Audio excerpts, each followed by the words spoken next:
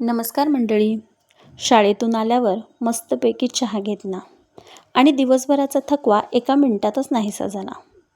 आता त्यानंतरचा प्रश्न म्हणजे स्वयंपाक काय करायचा. मग बराच वेळ विचार केला आणि नंतर कामाला लागले. मला असं जेवण बनवायचं होतं की जे सगळ्यांना आवडेल आणि मलाही जास्त त्याचा त्रास होणार नाही.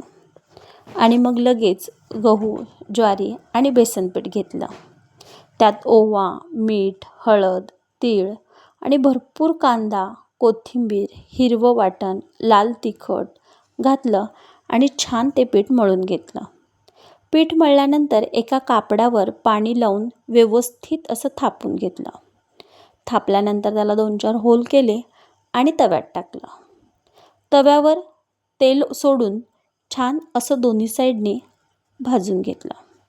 अशा प्रकारे आपलं खरपूस असं छान थालीपीठ तयार झालं. आता नुसतं थालीपीठ करून चालणार नव्हतं, म्हणून त्याचबरोबर दाल खिचडीही बनवली. अशा प्रकारे आजचा तरी प्रश्न निकाली लागला. आता उद्या हाच प्रश्न घेऊन पुन्हा भेटू. स्वयंपाक काय करायचं? तोपर्यंत बाय. व्हिडिओ आवडल्यास लाईक आणि सबस्क्राईब करा. धन्यवाद.